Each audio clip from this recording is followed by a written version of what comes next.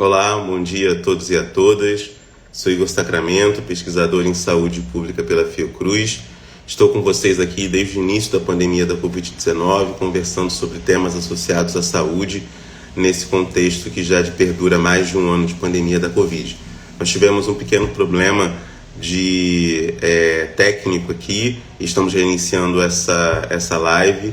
É uma conversa muito importante, mas antes eu gostaria de ressaltar a própria dimensão da importância desse trabalho e como que ele vem sendo feito. Na verdade, o nosso objetivo aqui é duplo. Primeiro é fazer circular um conjunto de informações baseadas em evidências, baseadas em pesquisas científicas sobre a Covid-19, como que isso impactou enormemente a ciência e como a ciência reagiu com inúmeras pesquisas e trabalhos sendo desenvolvidos sobre a Covid, nas mais diversas áreas, seja no campo das ciências da saúde e da vida, como na medicina, na saúde coletiva, na psicologia, na enfermagem, na biomedicina, na biologia, mas também nas ciências sociais e humanas, como na comunicação, na história, na arquivologia, nas ciências da informação, na antropologia, sociologia, educação, que também vem construindo uma diversidade de projetos sobre a pandemia da Covid-19 e seus impactos sociais e culturais. Bom, é um prazer hoje poder tratar de um tema muito importante relacionado ao campo da comunicação, que é a questão do imaginário de saúde durante a pandemia da Covid-19. Hoje nós vamos conversar com a professora e pesquisadora Denise Aires, que é professora adjunta do curso de comunicação de jornalismo da Universidade Federal do Maranhão e é professora permanente do programa de pós-graduação em comunicação da Universidade Federal do Maranhão. Ela que que é mestra com bolsa, foi bolsista do CNPq no seu mestrado em Ciência da Comunicação pela Unicinos e doutora em Comunicação Social pela Pontifícia Universidade Católica do Rio Grande do Sul, com bolsa pela CAPES. Eu gostaria de ressaltar a importância das bolsas num contexto de diminuição de bolsas, num contexto de diminuição de fomento e apoio à pesquisa, a importância que são as bolsas da formação de pesquisadores tão brilhantes quanto a Denise, que vem trabalhando ao longo dos últimos anos com temáticas associadas à cultura digital, ao jornalismo, ao imaginário, nas suas relações com a tecnologia, com a ciência, os processos de subjetivação e também discursos sobre corpo, saúde e doenças. E é justamente isso, sobre o imaginário e os discursos sobre saúde no contexto da pandemia, que nós vamos conversar hoje. Denise, vou fazer aqui o convite para você entrar na live.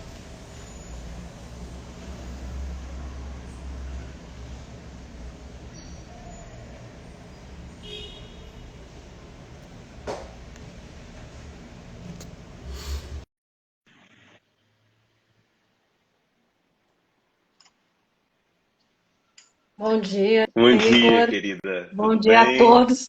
Tivemos os probleminhas aí É, técnicos, mas tudo ok, tá tudo tranquilo. certo, tudo Obrigada certo. pelo convite. É um prazer estar aqui discutindo um assunto tão importante no meio desse caos, né? Você estava falando sobre a questão da bolsa, né? Das bolsas. Eu tive o prazer, né?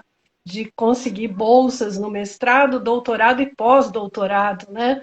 Ainda no Maranhão, nós somos um bastião de resistência a todo esse desmonte da ciência e a FAPEMA, né, ainda tem bolsas e tal, ainda a gente resiste, isso é muito importante, né?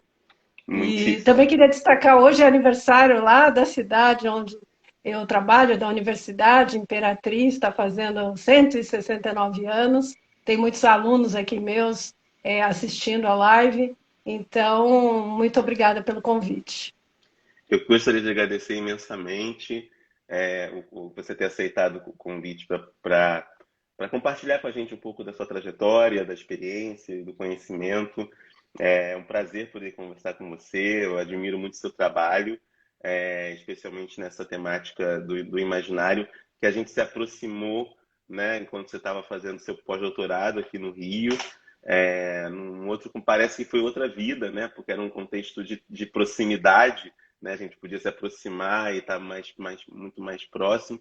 Mas eu queria falar como que surgiu para você essa temática do imaginário, da questão da saúde, como que foi para você, ao longo da sua trajetória de pesquisa, essas questões foram aparecendo, os temas, porque às vezes os temas nos escolhem, às vezes nós os escolhemos. Aham. Né? No caso da Covid, ninguém era especialista em Covid, ninguém era, né, um tema que se impõe diante de nós, como você disse antes, pela gravidade da situação. Mas queria que você falasse um pouco sobre como, ao longo da sua trajetória, você foi escolhendo ou sendo escolhida pelos temas de pesquisa que mais te motivaram. É muito legal essa pergunta, porque tem vários alunos aí também escolhendo temas, procurando um projeto de pesquisa, né? O que que eu faço e tal. Então, isso é muito importante. Às vezes, existe essa questão da empatia, né, com o nosso objeto de pesquisa. Então, eu sempre digo que a gente precisa ser apaixonada pelo aquilo que estuda. Então, quando eu estava no Rio Grande do Sul, eu morava lá em Porto Alegre, eu trabalhava no sindicato médico, eu fazia assessoria de comunicação do Sindicato Médico do Rio Grande do Sul, que é muito forte, né? É uma potência aí no Brasil. Então, eu observei que havia notícias, aliás, havia uma demanda por internação no Hospital Psiquiátrico São Pedro, naquela época, isso nunca estava na mídia. Né? Uma internação que naquela época surgia muita polêmica, até hoje, né? Sobre essas questões de pessoas com transtornos psiquiátricos ou que fazem uso abusivo de drogas e álcool e que precisavam ser internadas e não havia vagas. Isso causava um transtorno e tal. E aí eu falei, poxa, isso dá um objeto de estudo. Então eu fui estudar a questão da reforma psiquiátrica, que o Rio Grande do Sul é pioneiro, né? Foi o primeiro estado a aprovar a lei da reforma psiquiátrica, ainda em 92, então é muito pioneiro. E ali surgiu o meu tema. Então eu fui fazer o mestrado na Unicinos, trabalhando com esse tema, ganhei bolsa, foi muito interessante, e trabalhei a reforma psiquiátrica, a questão das fontes. E no doutorado, depois eu comecei na vida acadêmica, e dando aula lá em Belém, na Estácio, coordenando o curso, e depois fui para a UFMA, onde eu já estou há 11 anos.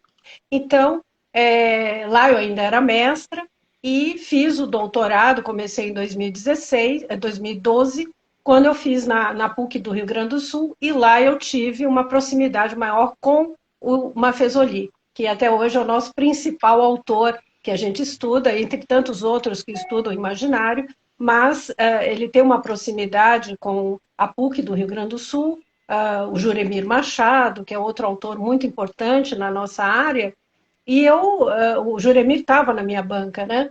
E eu comecei a fazer seminários, estudar muito Mafezoli, me aproximei bastante e comecei a desenvolver essa temática do imaginário, né? Esse clima que a mídia acaba dando, né, para as coisas. No caso, eu estudo o imaginário midiático da pandemia, né, agora, essa pesquisa.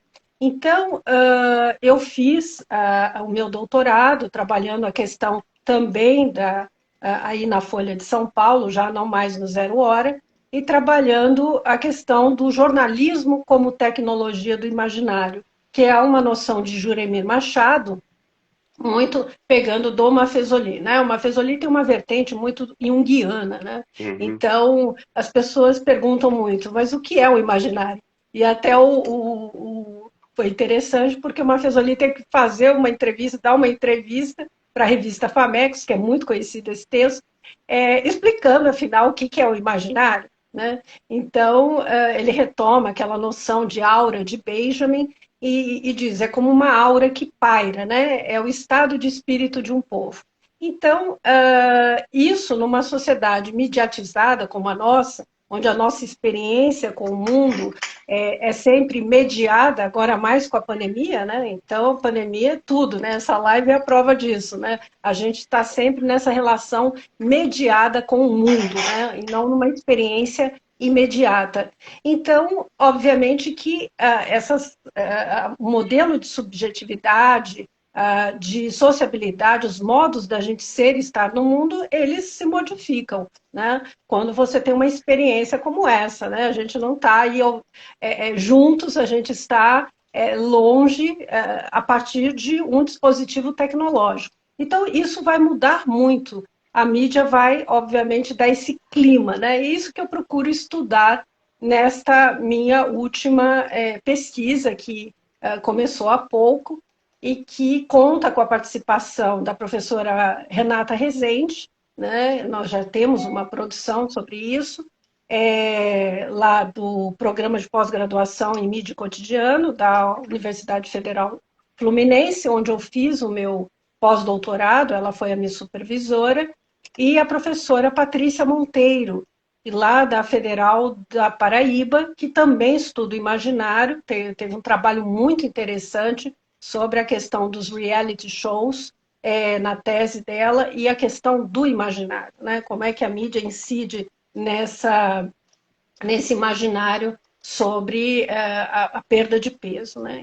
Então, a gente sempre pensou que agora fosse terminar a pandemia, né? O ano passado, Uhum, não, vai uhum. terminar ano novo, vida nova, e não foi isso que aconteceu, né? Então, eu falei, não tem como, tem que estudar a pandemia, e me chamou muita atenção, né? O start para isso foi afora todas as imagens, tudo que a gente viu chocante, né? Tudo que nos afeta diretamente, foi a questão de, no início do ano, as pessoas aglomeradas nas praias, fazendo festas, e, de outro lado, em Manaus, aquele caos, as pessoas morrendo sufocada por falta de oxigênio, né? Então, isso é extremamente paradoxal, né? E eu falei, não, vamos estudar isso mais a fundo, né? Então,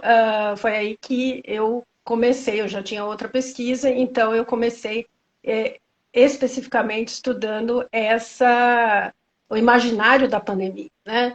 Então, propondo uma discussão, afinal, qual é o estatuto da ciência e do jornalismo em meio a esse contexto de desinformação, de risco e de negacionismo, né? Uhum. Porque, afora não bastasse o caos sanitário, a gente tem um problema político, econômico, desencadeado pela pandemia, né? E, no caso político, nós temos a negação, o negacionismo, quando parte isso do governo federal para as Sim. outras instâncias. Então, nós jornalistas temos que combater a desinformação e os cientistas também, nós nos juntamos, né, nisso, porque nunca os cientistas foram tão instados a falar, a explicar, a sair da chamada Torre de Marfim, como Uhum. sempre os cientistas, pesquisadores, nós, né, somos taxados que nós vivemos enclausurados, e então explicar isso para o grande público em meios de comunicação massivos, né, como a televisão. Então isso é muito importante. A pandemia também vem desencadeando outros processos assim muito interessantes que precisam ser estudados e melhor compreendidos. Exatamente. Mas antes de chegar, você falou de muitos temas importantes, eu fui anotando aqui. Quem quiser fazer perguntas, fique à vontade também. Mas antes de poder chegar nessas temáticas que você tocou aqui, tanto, né, que tem a ver com a sua maior parte da sua vida acadêmica foi centrada na questão da saúde mental, das doenças mentais. E eu estou querendo puxar um pouco esse fio, né? Esse fio, a partir desse fio de uma discussão sobre a questão da reforma psiquiátrica, da dimensão de um imaginário sobre saúde mental e sobre as doenças mentais, sobre a loucura de modo mais genérico, se a gente puder dizer assim, Mas antes de falar sobre isso, queria que você falasse um pouquinho sobre o que, afinal, eu vou fazer a pergunta, o que é imaginário, né? Não é uma categoria simples, né, de definição, e eu queria perguntar em dois gestos, num gesto mais teórico epistemológico e outro num gesto metodológico, né? É que como que na comunicação, ou da comunicação, a gente pode estudar o imaginário. Porque imaginário é um tema, né, que na sociologia, na antropologia, né, é também um conceito muito utilizado, né, em outras ciências sociais, mas e da nossa, né, da comunicação, como que a gente pode analisar o imaginário, analisar formas de manifestação do imaginário ou de produção do imaginário pela mídia. Queria que você falasse um pouquinho disso, numa dimensão mais genérica da definição de imaginário, da qual você parte, e como que a gente pode analisar o imaginário na mídia, pela mídia, através da mídia, com a mídia, enfim. Aham, sim. Então a gente parte, né, da noção que o Maffesoli não gosta de conceito, né? Como ele é um sociólogo da pós-modernidade, embora esse termo seja muito controverso e vai mudar de autor para autor, né? Então a gente sabe que não é uma unanimidade, mas o Maffesoli ele assume isso e é importante que a gente assuma sempre de que ponto de vista a gente está falando, né? Quais são os conceitos utilizados. Então, o Maffesoli fala que é esse conjunto de crenças, de aspirações, de desejos, de mitos e ritos de um grupo social, né? E aí eu trabalho muito com a noção de tecnologia do imaginário, do Juremir Machado. Existem várias formas, né, de você abordar o imaginário, né? Então, essa noção do Maffesoli, o grande mestre dele, que era o Diron, já falecido, escreveu uma grande obra chamada As Estruturas Antropológicas do Imaginário. Então, se propõe o método da mitocrítica, né? E você analisar os mitos a partir daí. Eu não trabalho com esse método especificamente, né? Eu sempre parto, eu puxo muito para o jornalismo, né?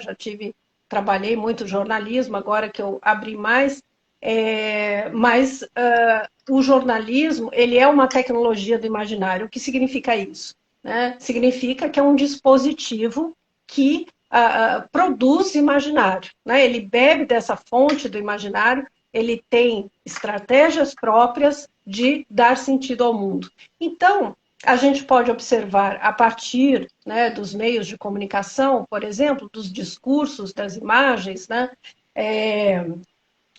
quais são esses sentidos, né, produzidos. Então, a gente pode ver, por exemplo, a questão de mitos que são produzidos pelos meios de comunicação. A gente pode traduzir o imaginário através de metáforas, por exemplo. Quais são as metáforas, né? O imaginário se manifesta muito através de metáforas. Então, quais são as metáforas utilizadas? E, obviamente, a gente, numa metodologia, né, que é esse caminho, aí eu sempre digo para os alunos, né, você sabe, né, Igor, que é o calcanhar de Aquiles, né, dos alunos, né, e às vezes nós mesmos encontramos dificuldades, queremos saber quais são os caminhos e combinamos vários métodos, né, porque a metodologia é esse conjunto de métodos e técnicas para se responder a essa questão de pesquisa proposta e atingir os objetivos. Então, a gente pode combinar com diversos outros métodos, né? Agora, eu sempre vejo assim, eu sempre digo que o nosso objeto fala muito, né? Quando o aluno está com dificuldade, não, eu não sei nada, não dá para... Falei, está faltando uma questão teórica, né? Mas está faltando também você olhar para o objeto, né? Se debruce para o objeto. Eu me lembro, isso foi uma fala, assim, um conselho da professora Krista Berger, que foi minha orientadora no mestrado, então ela vai olhar seu objeto, né? Porque o objeto, quando você está munido de um arcabouço teórico, ele fala para você, né? Então você começa a observar certas coisas no objeto. Então, eu faço muito essa abordagem dos objetos a partir dessa noção, né, de tecnologia do imaginário. Inclusive, há 2 semanas atrás, uma orientanda minha primeira orientanda de mestrado, a Letícia, ela trabalhou o imaginário da dor na fanpage de Dorflex. Né? Foi um trabalho muito elogiado, muito interessante, em que ela trabalha a publicidade, que para o Juremir é um dispositivo mestre, né?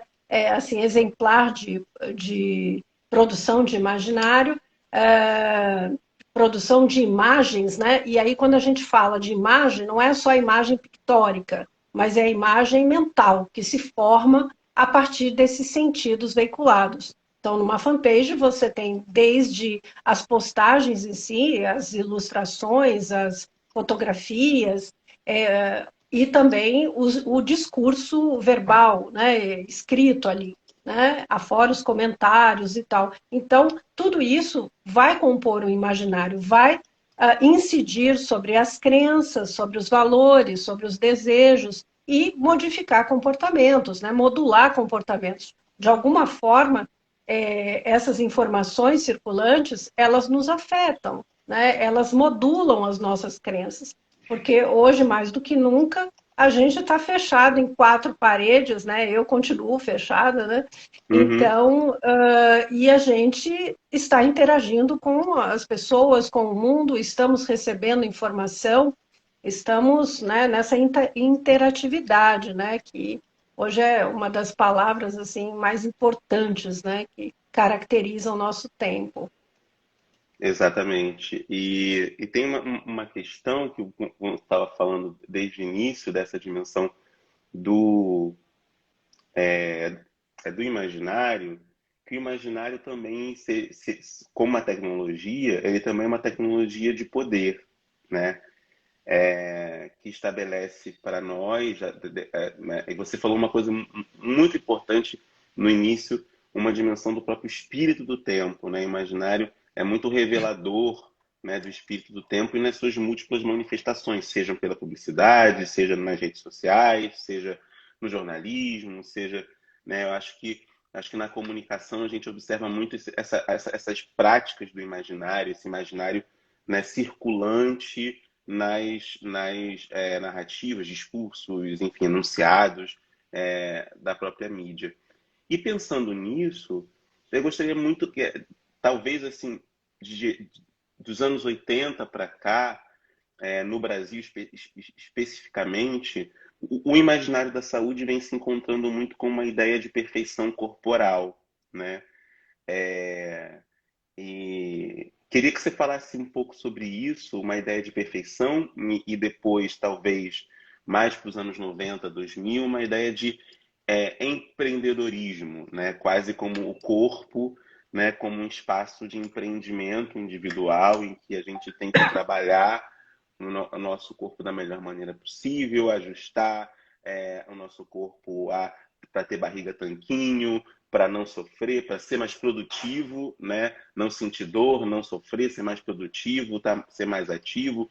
Enfim, queria que você falasse um pouco desse imaginário sobre saúde, que é histórico, é um produto histórico e vai mudando ao longo do tempo, mas uma sensação da saúde associada muito a uma dimensão da responsabilização individual. Esse daí, para quem não conhece, tem a ver com um projeto de pesquisa anterior da própria Denise, né, discutindo a dimensão do imaginário sobre saúde no contexto, né, imaginário técnico-científico e as reconfigurações da saúde na contemporaneidade.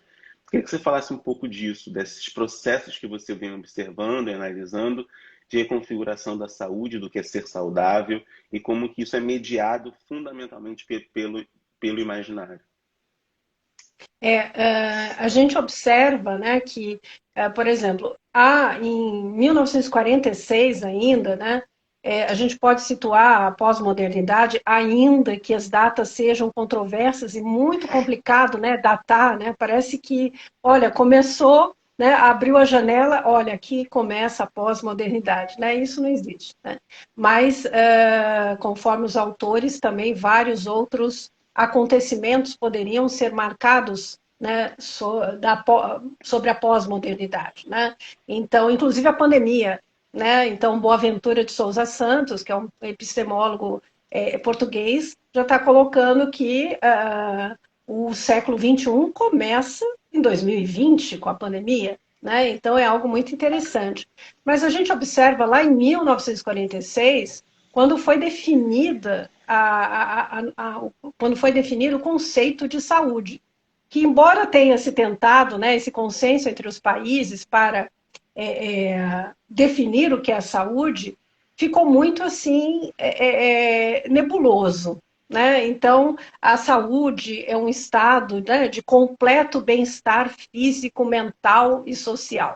Né? Então, isso é muito difícil de a gente ver na prática. Idealmente, né, quem é que está completamente saudável a partir desse conceito? Né? Então, fica algo assim muito nebuloso. Porque antes, até então, o que era ser saudável? Né? Como o Canguilhem falava, né? É o silenciamento dos órgãos. Né? Não está doendo, está saudável. Você sente alguma dor? Não. Você tem alguma coisa assim? Não, então você está saudável.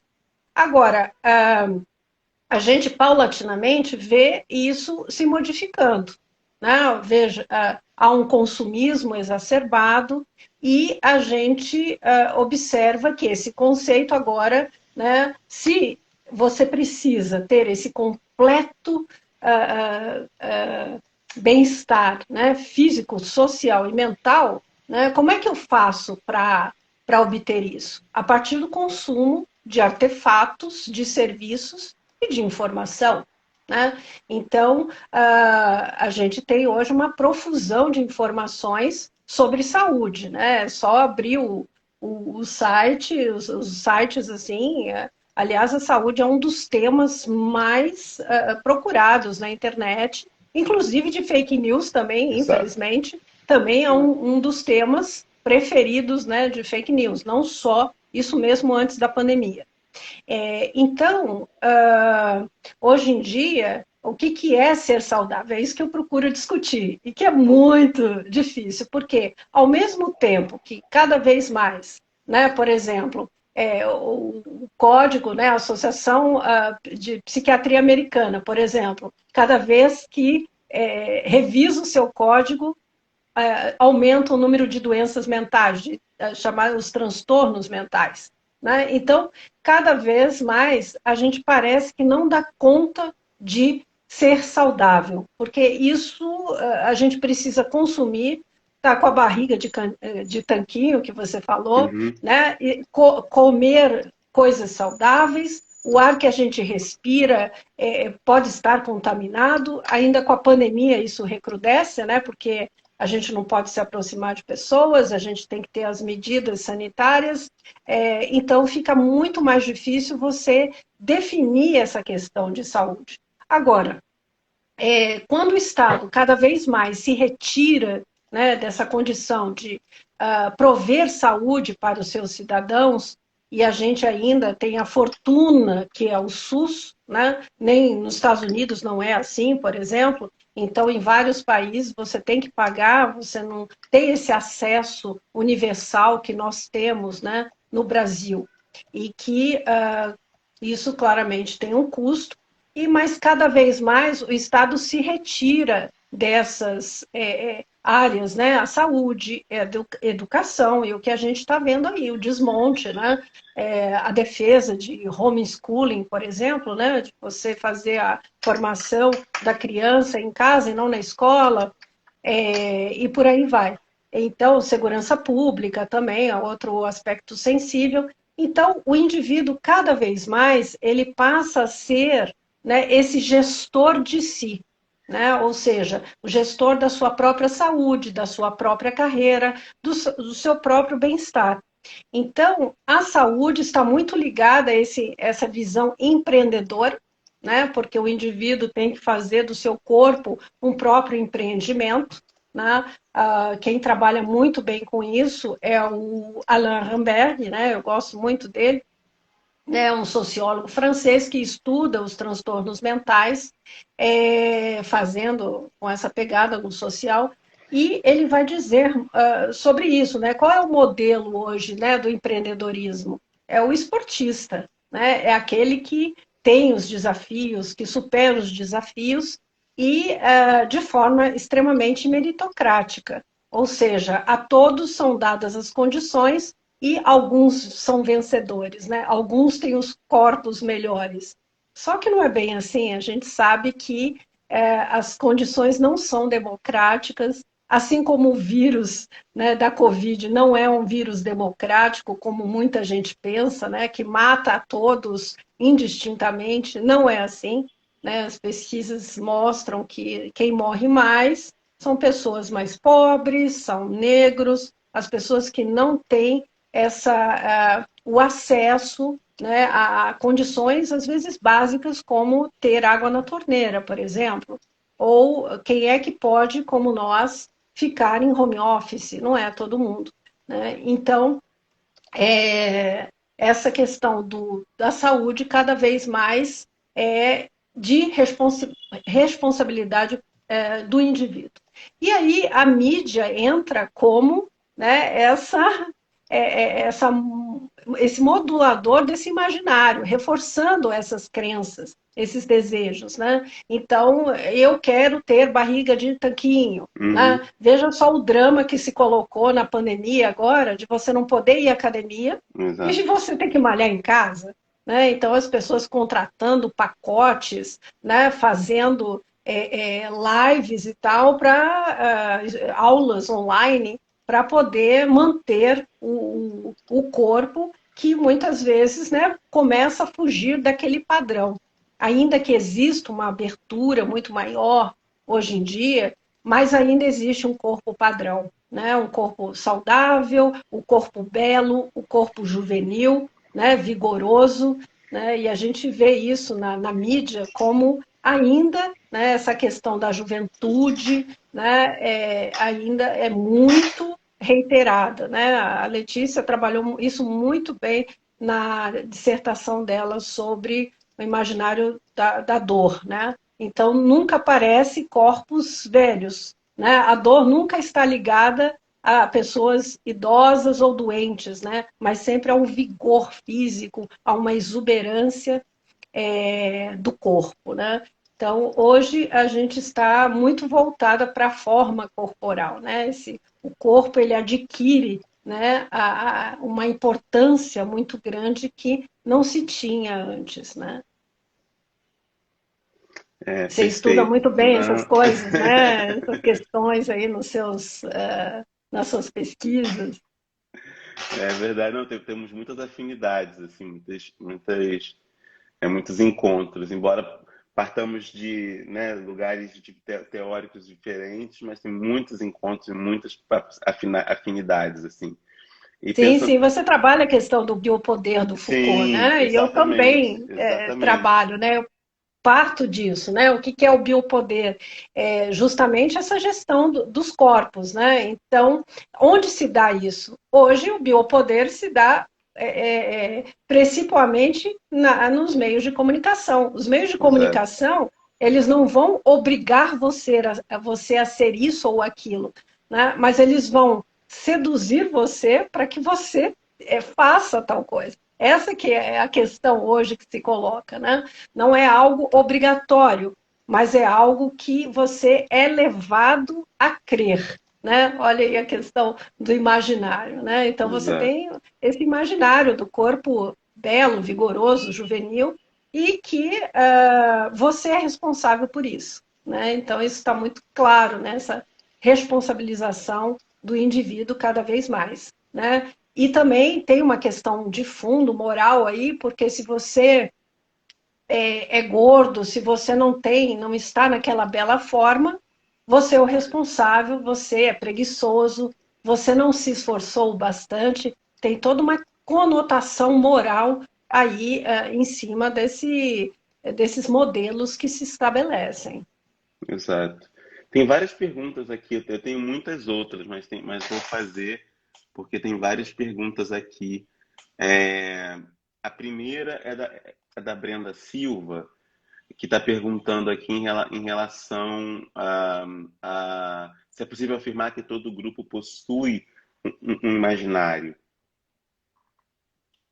Aí a gente pode estudar o imaginário midiático, por exemplo, como eu estou estudando, a gente pode estudar o imaginário da cidade de Imperatriz, né? Eu tenho uma pesquisa que eu fiz já quando eu voltei do doutorado, que era o imaginário da violência em Imperatriz, né? Então, a gente pode estudar o imaginário do corpo, né? Então, a gente não se refere somente ao grupo social, mas a gente pode também, é claro que tudo se dá num grupo social, mas a gente pode, como objeto, né, a gente pode escolher o imaginário do feminismo, né, o imaginário trans, né, o imaginário dos modificados, né, enfim, a gente tem vários objetos que a gente pode estudar.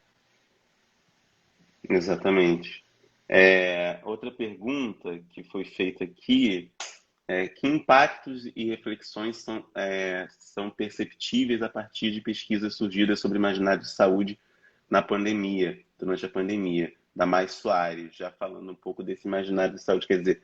E aí eu vou complementar a pergunta dela com algumas questões, porque a gente teve não só imaginário de saúde, mas também uma profusão de imagens, palavras, metáforas, como da ideia de comorbidade, né?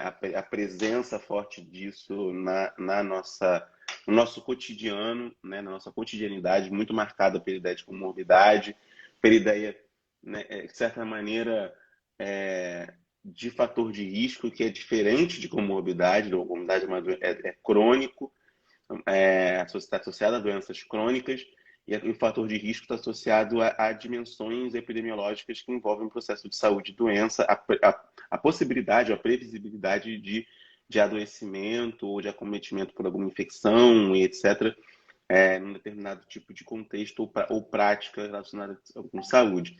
Mas, de certa maneira, durante a pandemia da Covid-19, houve uma aproximação quase sinonímica entre comorbidade e fator de risco, né? Então, e aí associando dinâmicas que são de estilo de vida como sendo práticas né? Como sendo fator de risco, né? Ou seja, não ser obeso, aí todo o imaginário em relação à obesidade, em relação à velhice, em relação quase como se obesidade e velhice fossem não só fatores de risco, mas comorbidades, né? Ou não só comorbidades, mas fatores de risco. Queria que você falasse um pouco das implicações aí, continuando do que a Mai estava falando, dessa dimensão, desse imaginário sobre saúde durante a pandemia e como que ele também restringiu e limitou muito corporeidades, especialmente gordos e velhos, né? Praticamente no início da pandemia, preocupação muito grande em relação aos velhos, em relação aos gordos, etc. E depois isso foi se ampliando, né? E percebendo, como você bem colocou, outras dinâmicas estruturais aí que são importantes na própria transmissão da doença, na própria resistência a ela, assistência a ela, enfim. Sim, é uma questão bem ampla, né? Porque o impacto da pandemia atinge todas as esferas sociais, né? Mas é interessante, tanto as restrições, né? Os ritos nossos foram modificados com a pandemia, então, desde uns foram modificados, outros instaurados, a gente nunca lavou tanto a mão como agora, né? Então a gente passa todo por um ritual assim diário várias vezes, né?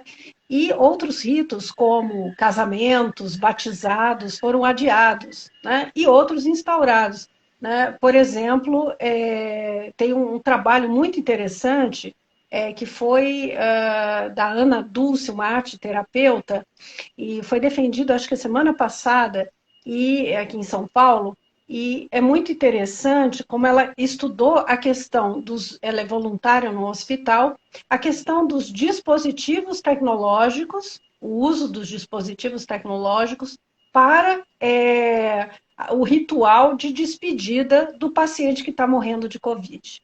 né? Então veja isso, né? Fazer uma ligação, uma live, né? Um hangout para a pessoa agonizante se despedir dos familiares, né? Então a pandemia ela suprimiu o rito, por exemplo, do velório, né? Não pode velar, não pode estar no enterro, só poucas pessoas. E isso é muito importante, né? É um impacto muito grande, significativo, e que a gente ainda não sabe das consequências, porque ainda estamos nesse processo. As pessoas ainda estão morrendo, né, aos montes. Então, a gente verifica, por exemplo, que é até um processo de negação, né, das pessoas. A Ana Dulce comenta no trabalho dela que as pessoas, ao invés de se despedirem, falavam, não, eu ainda te espero no churrasco, né? Então, como isso é difícil, né? Porque quando você vai a um enterro, quando você está num velório, você dá sentido para aquele fenômeno, né? Então, a morte, no caso, né? E você recebe todo o afago dos parentes, né, dos familiares, dos amigos, e isso é muito importante. E a pandemia acabou com isso, né, suprimiu isso, né, e a morte passa a não ter um sentido, né, há uma suspensão de sentido. E isso tem impactos assim muito devastadores, né, para quem perdeu um parente próximo desta forma, né? Então, são vários impactos que a gente observa, né, no cotidiano, de uma maneira, assim, geral, né? Mas essa questão aí do tablet me chamou muito a atenção, né? Porque lida com a comunicação, é da nossa área de comunicação, e a gente ainda vai escrever sobre isso, né? Também é muito interessante o que eu chamo dessas imagens síntese da pandemia, né? Que ainda eu vou me aprofundar, no nosso grupo está se aprofundando nessa questão, mas assim, a gente vê imagens como a abertura daquelas covas, né? O ano passado, em Manaus e depois em São Paulo, a gente vê, por exemplo, a questão das câmeras frias, né? Eu estava vendo um jornal nacional, revendo aí, do início do ano, e a colocação de câmaras frias na frente dos hospitais, porque não havia mais como colocar corpos dentro do hospital, né? No necrotério. Então, precisou de câmeras frias. São imagens que nos impactam muito, né? Quando começaram a construir os hospitais de campanha, né? Então foi outra coisa assim, nossa, isso vai explodir, né? Parece que a gente não tinha a dimensão ainda. Então, mais recentemente, nós vimos a crise de oxigênio de Manaus também, que foram imagens chocantes, e agora, né, na Índia, né, aqueles corpos, né, sendo boiando no rio, sendo cremados. Então, aquilo nos chocou bastante, né? E seriam essas algumas das imagens síntese dessa pandemia e que referenciam momentos assim altamente dramáticos, né? Uma outra questão que a gente vê assim muito na mídia é que nós nunca vimos tanto o espaço hospitalar como agora, né? A gente nunca viu uma UTI, por exemplo, sendo devassada por câmeras das televisões e também de familiares, de profissionais de saúde que circulam nesses espaços e que começam a mostrar o caos instalado durante a pandemia, né? A falta de condições e tal. Então, são questões assim chocantes e que a gente nunca tinha visto, né? Esse espaço da UTI, né? Profissionais de saúde sendo chamados a toda hora para dar entrevistas, né? E também fazendo denúncias disso, né? Então são marcos da pandemia que a gente observa nos meios de comunicação, né? Agora, realmente, essa pergunta é extremamente ampla, né? A gente pode falar de diversos aspectos, assim, muito interessantes que foram desencadeados pela pandemia. Exatamente, exatamente. E essa dimensão desse que você estava colocando, no imaginário da pandemia, eu queria falar que é algo que você trabalha bastante também, que é o imaginário da própria ciência, né? Ou o imaginário sobre ciência durante a pandemia da Covid-19, né?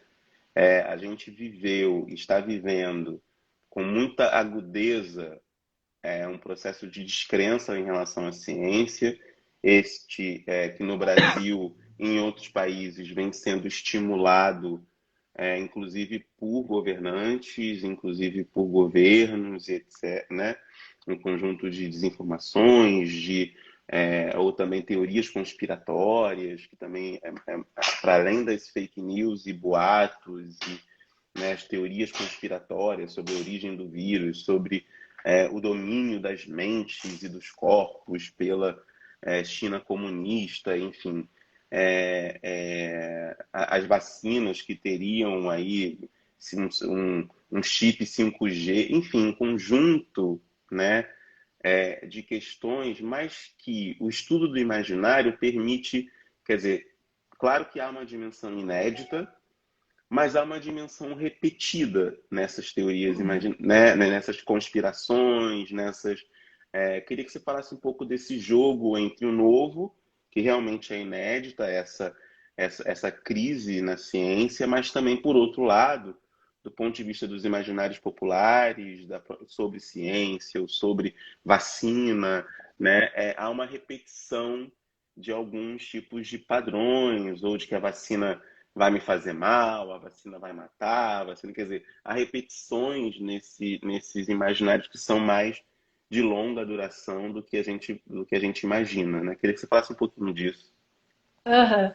Quando a gente vai estudar, porque parece nova, né? Teorias da conspiração, né? Ah, é uma coisa nova. Ou a descrença na ciência. Não, é por causa desse governo que está aí. Não é bem isso. É um movimento mundial que se estende para diversos países e que tem várias dimensões, né? Então, várias questões estão em jogo aí.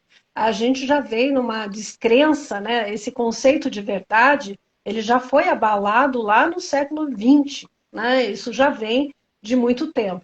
Agora, para quem estuda, a gente vê, você estuda essa questão de movimento antivacina, Igor, muito bem, né? Então, a gente observa, por exemplo, na epidemia, na pandemia da gripe espanhola, que de espanhola não tinha nada, né? Uhum. Levou a peste de Espanha, a Espanha levou a culpa, né? Porque foi a primeira, né, a publicar notícias sobre isso. Mas é comum você dar o nome, por exemplo, do inimigo, né, o vírus chinês, que a gente está vendo agora com a pandemia da Covid. Né? Ah, foi algo feito em laboratório, né? Parte de uma conspiração, de uma guerra biológica. A gente vê esse tipo de discurso, né, de teoria conspiratória na maior autoridade brasileira, né, falando essas questões. Mas tudo é muito repetitivo. Né? As vacinas estão aí, já a primeira lá nasceu, surgiu no século XVIII, mas já no século XIX você tem essas teorias conspiratórias. Né? Uhum. E eu estava lendo sobre uma pesquisa da Paula Larson, de Oxford, e ela enumera várias estratégias, né, que se repetem nessas teorias conspiratórias e nesse movimento antivacina. Então, um médico já no século XIX escreve um panfleto contra a vacina da varíola, que é uma doença que estava matando muita gente. E é sempre assim, a vacina pode desencadear doença ou algum mal maior, né? Vocês veem que é a mesma coisa, isso é o século XIX, 200 anos atrás, é a mesma coisa, né? Está acontecendo agora. Então, muita gente não se vacina porque tem medo de ter alguma doença, né? Então, olha a mitificação aí. A pandemia não é tão grave assim, né? Isso foi falado no século XIX. Então, esse médico escrevia, não é tanto assim, não é grave assim. Nós vimos hoje na pandemia, né? Quando se falou, se comparou a uma gripezinha, né? Então, esse pânico, se o mal é pouco, então para que todo esse pânico? Para que tudo isso? Né? E a gente vê hoje a mídia sendo muito culpabilizada pelas a autoridade federal, né? Por fazer um alarde para um assunto que não deveria chamar tanto atenção. Ora, né, um assunto que é um vírus que já matou mais de 500 mil brasileiros, né? Então, como não ter uma dimensão grande? Então, isso se repete muito, essas estratégias, né, de que há uma conspiração de outros países. Você bem citou essa questão do chip, né, que você vai ser implantado um chip, né, e isso há uma mitificação sobre isso, porque não tem plausibilidade científica nenhuma. Então, os cientistas e os jornalistas têm que lutar, né, fazer frente a isso, usar estratégias para combater essa desinformação, todo esse negacionismo que está colocado aí e que não é de hoje, mas ele acaba se transformando. Hoje, num contexto midiático, né, de redes sociais, de WhatsApp, né, as fake news hoje, elas se disseminam muito pelo WhatsApp. As fake news são um fenômeno novo? Não. O nome é novo, né? Não existia isso há poucos anos atrás. Mas os boatos sempre existiram, né? As informações falsas, distorcidas, sempre existiram. Mas agora, com a internet, com essa circulação rápida, através dos dispositivos tecnológicos, isso ganha uma dimensão muito grande. Né? Ontem, por exemplo, eu estava vendo na BBC um grupo de 153 funcionários de um hospital nos Estados Unidos que preferiram ser demitidos a serem vacinados.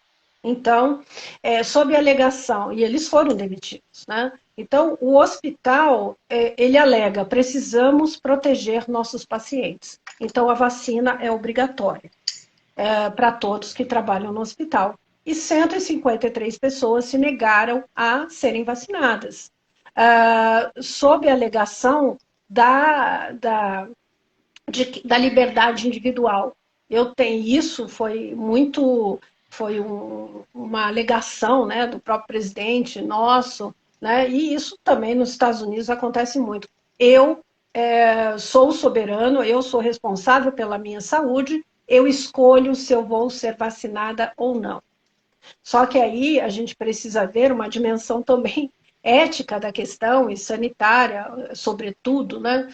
Porque eu sou responsável não só por mim, mas pelo outro, pela saúde do outro. Então, Exato. se eu faço uma festa, se eu me aglomero, eu vejo muitas vezes vizinhos fazendo isso e tal, eles estão colocando a vida deles em risco e das pessoas próximas, né? Dos familiares, aí a gente tem diversos casos. Então, essa questão de teorias conspiratórias e tal, elas apenas se remodelam muito agora com esses dispositivos tecnológicos e a facilidade da circulação de informação, que antes não havia tanto isso, né? E com o WhatsApp isso ganhou uma dimensão muito grande, né? Sem falar que hoje todo mundo com a internet dá a sua opinião, né? Então, e nem sempre essa opinião, ou na maioria das vezes, não é embasada por fatos nem por o conhecimento científico. Exatamente, exatamente. Então, tem uma outra dimensão que eu acho que tem dominado muito a cena pública contemporânea, que é a dimensão, a lógica da experiência, né? E uma lógica do entendimento da saúde, da relação saúde-doença, saúde-doença-cuidado, mas a partir da experiência. Queria que você falasse um pouco sobre isso, né? Eu acho que isso se manifesta em construção de bioidentidades, e você, né, bem citou aí o trabalho da Letícia, né, sobre a questão do grupo da comunidade sobre Dorflex, mas se a gente for pensar outras configurações de bioidentidade, pessoas que vivem com dislexia, com TDAH, que também, ou que fazem uso de remédios com foco na atenção, como Ritalina, e que tem nas redes sociais grupos, né, em que se relacionam, vai dessa dimensão, ou também para um eu vivi, eu sei, né? Então, eu estou usando aqui esse medicamento, nunca tive Covid, nem vou falar os nomes dos medicamentos que as pessoas estão usando para não estimular, mas estou usando aqui esse medicamento, que não tem comprovação científica nenhuma, mas eu não tive Covid. A minha vontade, às vezes, é de falar, você poderia ter tomado água e que você não teria no lugar, ou chá de hortelã, seria mais gostoso.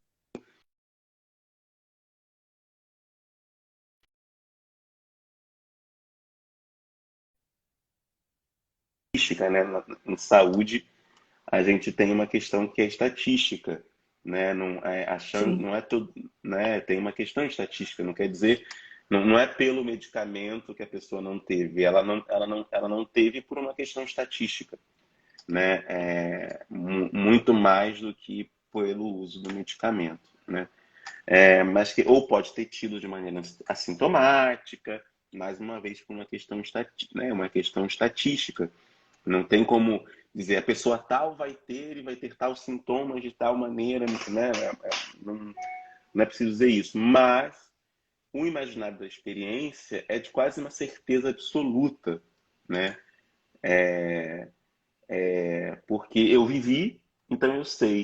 Aí numa lógica do testemunho, numa lógica né, da própria de um testemunho baseado na minha própria vida, na minha própria existência, na minha própria de eu ter sabido fazer, na minha própria carne, né, no meu próprio corpo, ou por outro lado como sobrevivente, como até o presidente da República utiliza muito isso.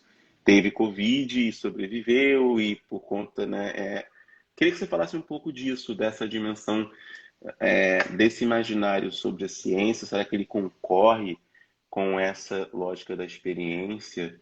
Queria que você falasse um pouco sobre isso.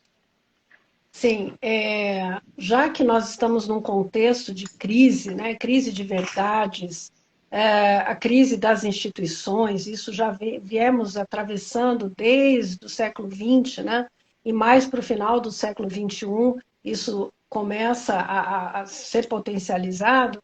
Então, a gente observa que, já que todos podem falar, todos podem testemunhar, né, fica muito, a opinião ela ganha uma importância muito grande, né? Então, a vivência, o domínio da experiência que é compartilhado, né, e isso que cria laços, né?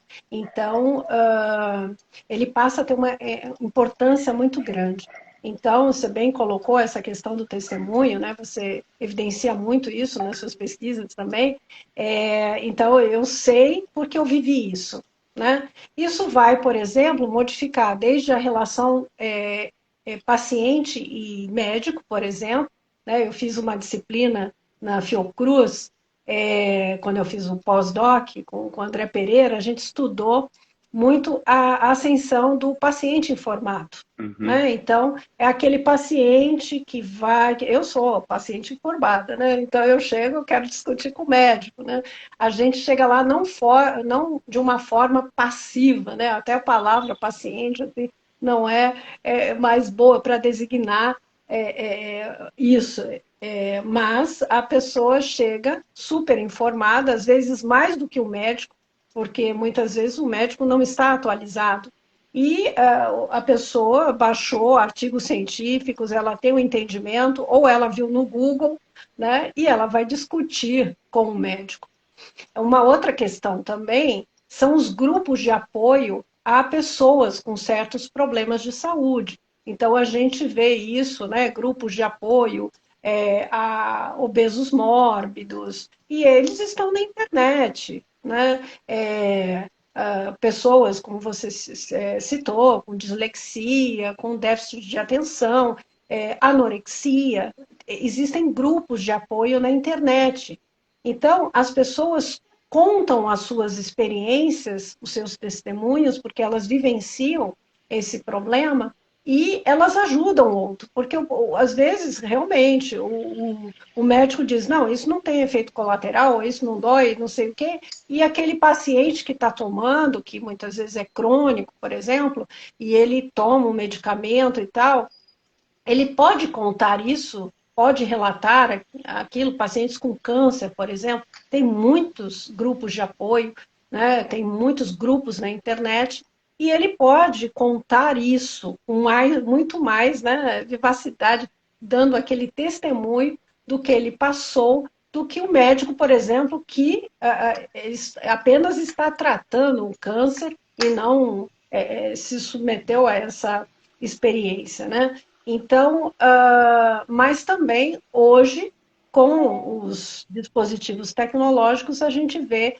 que existe, né? Cada um dá a sua opinião, né? Mas eu acho que é isso. Eu acho que vinagre evita a Covid, né? Ou água morna mata o vírus, que aliás foram duas fake news as que mais circularam ano passado sobre a questão, né? Então, top das fake news, né? Então, vinagre mata o vírus. Então, a pessoa acha, não, eu estou tomando vinagre e ela acha que porque tomou, ela não teve Covid, né? E, como você disse, uma questão estatística, né? Por outras questões, ela acabou não contraindo a Covid. Então, hoje em dia também, com o WhatsApp, né, com essa questão dos laços empáticos, né, que fala, Mafezoli fala tanto disso, né, Uhum, do uhum, tribalismo, dos grupos exato. sociais, né, eu vou acreditar em quem? Numa pessoa que eu nunca vi e tal, ou num familiar, em alguém que tem um laço comigo, que me é próximo, que eu gosto. E isso é criado também no ambiente da internet, né? Onde, numa comunidade virtual, por exemplo, então as pessoas vão colocando lá, por exemplo, Letícia viu vários comentários, né, sobre a questão do Dorflex, né, como o Dorflex, que aliás é o medicamento mais consumido do Brasil, e aumentou o consumo com a pandemia, ainda mais, né, chega a ser vendido a cada 52 segundos um comprimido de Dorflex, né? Então é uma coisa assim absurda. Mas as pessoas vão para as redes sociais para comungar desses lados. É muito interessante. A fanpage do Dorflex é a mais curtida do Brasil. Você imagina, Igor, 1.300.000 pessoas indo para uma fanpage de medicamento. E ninguém estava discutindo doença ali. Né? Isso que é interessante, né? É uma questão extremamente lúdica ali, né? Ninguém fala de doença, né? Fala, estou com uma dor de cabeça, Dorflex é meu companheiro, e por aí vai. E essa é uma das estratégias hoje, né? De você implicar o elemento lúdico, né? Sempre nas questões de saúde, né? Tudo parece uma grande brincadeira. E com Exato. isso, persuade o indivíduo a ter a barriga de tanquinho, a tomar Dorflex e por aí vai. Né? Então, tudo se dá de uma maneira suave, persuasiva e lúdica hoje em dia. Né? Muito interessante isso.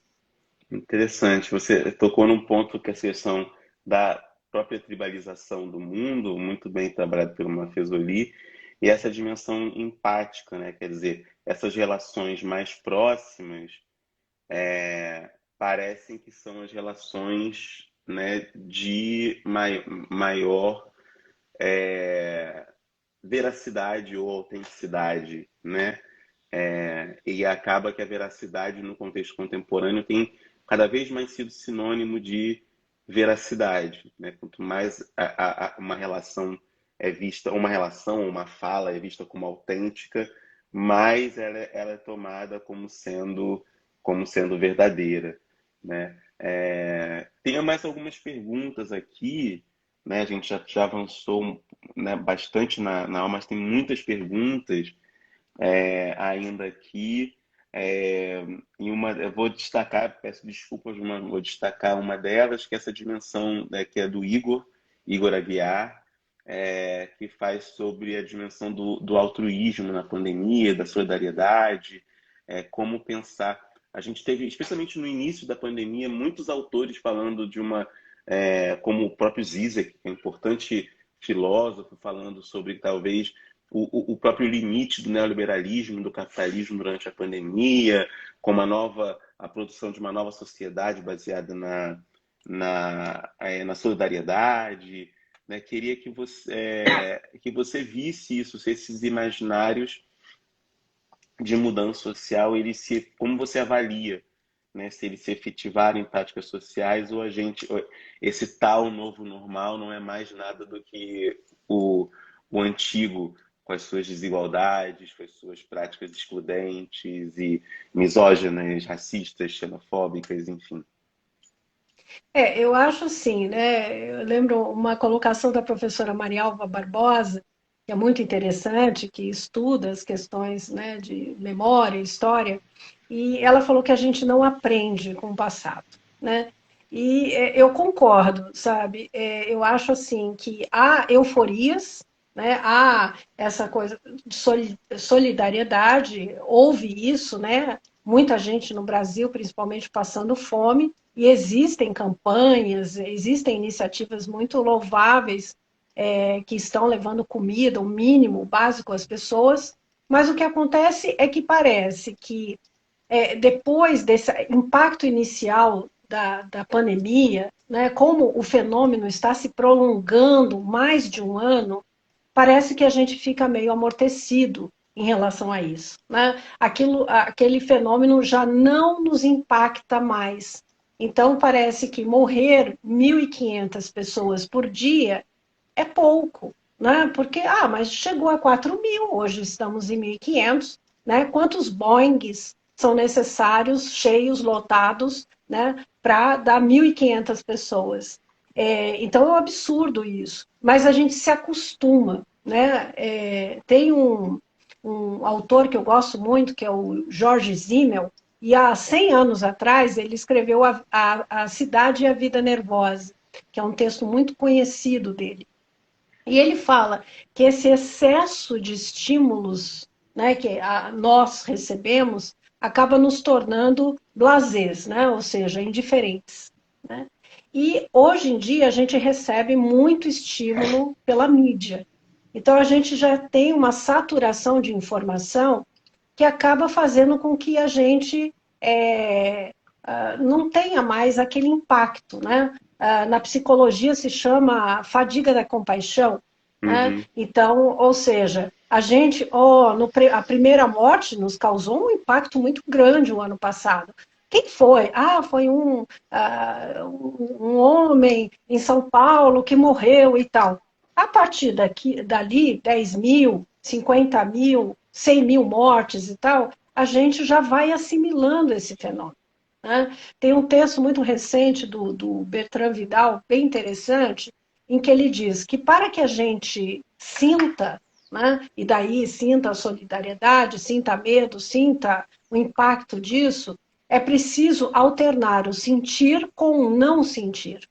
Né? E a gente é todo o tempo bombardeado pela mídia, né? Um impacto muito grande de informações, um volume e imagens cada vez mais chocantes e que causam uma... A gente está todo o tempo sendo instado a sentir. Então, acaba que a gente fica assim, blasé, meio que indiferente. Então, eu não sei, Igor, Igor também foi o que fez a pergunta, né? Foi, Teu foi. xará. Eu sou meio descrente quanto a isso, né? Ainda mais que a gente tem um contexto muito desfavorável, né, do governo federal e tal. Eu acho que a gente, passado isso, vai ficar, óbvio, vão ficar os traumas, né, todas essas questões aí, os problemas mentais, que agora as pessoas, né, aumentaram assim, muito, transtornos de ansiedade, depressão e tal. Mas eu acho que, eu não sei se as pessoas, ou apenas alguns poucos grupos, vão levar isso para frente. Porque se a gente estuda a história, Igor, você deve ter você estudou a gripe espanhola, então a gente vê que a gente fala, está falando de hoje ou está falando de 1918? Porque as coisas se repetem de uma forma assim incrível. Então eu não acredito, Igor, que é o meu aluno, que vá, assim, esses laços. Eu acho que pode desencadear alguma coisa e tal, mas eu não vejo uma mudança, assim, sabe?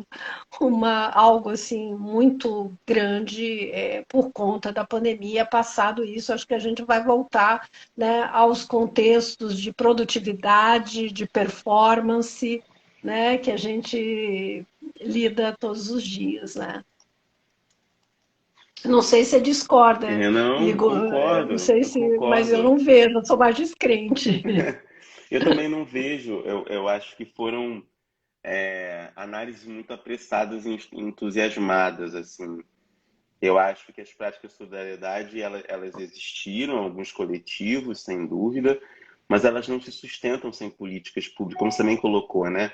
Sem políticas públicas sociais, tem limites inclusive financeiros mesmo, né? Como é que é a sustentabilidade dessas práticas solidárias sem apoio sistemático, estrutural, contínuo do Estado, né? Ou porque as empresas, elas em geral têm é muito pontual, né? Em geral, né? E fica muito numa lógica da responsabilidade social, fica muito numa lógica, né? É muito pontual, né? Acredito muito no lugar do Estado para o fomento dessas políticas sociais. Então, questões como renda mínima, que a gente escuta desde, sei lá, dos anos 80, ou antes, deveriam ser a pauta fundamental atualmente, né? Porque pensar saúde, como você bem colocou, não é a barriga, é muito mais que a barriga tanquinho, é saneamento básico, é acesso à escola, à educação, à informação, à cultura, né? É muito mais e condição e alimentação saudável, obviamente, ou até mesmo no caso do Brasil contemporâneo, a alimentação, ponto, né? Acesso que a gente está voltamos para o mapa da fome, né, e da miséria, né, durante a pandemia, por consequências de inúmeras políticas econômicas, etc. E teto de gastos, enfim, milhares de coisas que fazem com que esse gargalo seja maior e a pressão é sobre os mais pobres que se tornaram mais pobres, né? Então, Sim. eu não vejo essa com esse entusiasmo, assim como você. Não sei se você quer comentar mais alguma coisa, mas eu não. Porque a mídia às vezes enfoca, né? A gente vê matérias em que mostra, por exemplo, os avanços da medicina e da tecnologia, mas assim com entusiasmo tamanho, né? Então, comandos de voz, cirurgia à distância, né? Por robôs e tal. E aí eu sempre comento isso. Tudo bem, é ótimo que ocorra, né? Mas quem terá acesso a isso? Porque ainda se morre muito de desidratação Sim, no Brasil, né? As crianças estão morrendo, que é uma coisa básica, né? Nós não temos, como você disse, saneamento básico, né? Eu morei em Belém, no Pará, por exemplo, tenho familiares lá, morei 16 anos, e metade da população belenense vive em cima de palafitas, né? Então, uma capital grande, né? De 1.500.000 habitantes. Então, é algo assim incrível. São Paulo, o estado, né, dito mais rico da federação, 1/3 do PIB, né? As pessoas estão na miséria. A gente sai assim daquela, visita São Paulo, né? Eu sou paulistana, a gente visita algumas áreas assim, ok, aquele luxo, mas afora isso, é pobreza, é favela, né? É esgoto correndo no meio da rua. Então, a mídia tem, assim, quando ela enfoca, e é próprio do jornalismo, ele tem que focar alguma coisa, obviamente que aquilo amplifica aquele fenômeno e acaba dando uma ideia, né, de que nós somos de ponta, nós somos isso, nós somos aquilo, mas nós temos problemas estruturais ainda, né, muito graves, né, como essa questão do saneamento, né, de falta de luz, né, e, enfim, o analfabetismo, né, que é algo que, infelizmente, é um problema grave no nosso país, né? Então, como falar de certas tecnologias e tal nesse contexto, né? Como falar de pós-modernidade se nem a luz elétrica a gente tem muitas vezes nos estados aí do norte, nordeste. Então, eu não sou tão assim Também. entusiasta, não. Eu espero que as coisas mudem, mudando o governo, e que a gente possa ter mais investimento. Eu sempre acredito que a saída é a educação, né? Eu nasci pobre, né? E a educação me modificou, né? Os livros me modificaram e não vejo outra saída assim que não essa, né? E espero que esse desmonte aí da ciência, né, termine, né? E a gente possa, né, ter iniciativas governantes que invistam, né, na ciência e que o jornalismo encontre formas de fazer frente a todo esse contexto de descrédito que a gente está vivendo e essa tentativa de cada vez mais deslegitimar o jornalismo que é tão importante para nos dar informação credível ainda, né? Exatamente. Checada, apurada, né? Verdadeira. Exatamente. Denise, querida, gostaria de agradecer assim imensamente a conversa de hoje. Foi uma aula, eu teria muitas e muitas perguntas ainda. A gente pode combinar uma outra live, um pouco mais para frente, mas foi muito bom. Tem várias perguntas aqui que fizeram. Eu peço desculpas por não conseguir fazer todas, tentei, mas também pelo adiantado da hora, né? E aí para essa live ficar e depois ser vista, não ficar muito longa, eu entendo que às vezes quando é muito longo as pessoas não assistem a tudo, então para poderem assistir, vou dizer que vai ficar disponível essa live aqui no canal do IGTV da Memória da Eletricidade e também no próprio no canal do YouTube também. Então, inúmeras formas de acesso para vocês assistirem, compartilharem esse conteúdo. Mais uma vez, querida, muito obrigado. Foi excelente. Obrigada, Igor, pelo convite. Voltarei. Espero que o nosso livro, eu e Renata Rezende, estamos escrevendo um livro sobre a pandemia. Espero que esteja pronto até lá. Mas adorei o convite, esse bate-papo nosso foi muito produtivo. Eu espero voltar mais vezes. Foi ótimo. A gente pode fazer até uma live falando sobre o livro, que agora o Instagram permite que mais pessoas possam estar aqui. Então, e eu estou vendo que a Renata está aqui. Um beijo, querida, saudade. E a gente pode combinar para vocês falarem sobre o livro assim que ele tiver concluído ou lançado já. Acho que vai ser ótimo. Ou antes ainda sobre o Certo, projeto envolvendo o próprio livro. Vamos combinar. Acho tá que certo. vai ser ótimo. Convite aceito. Tá bom, então. Tudo de bom. Obrigada, Igor. Obrigado a todos e a todas, especialmente a Denise, por compartilhar tanto conhecimento conosco. Foi uma aula. Obrigado. Tchau, tchau. Tchau, tchau.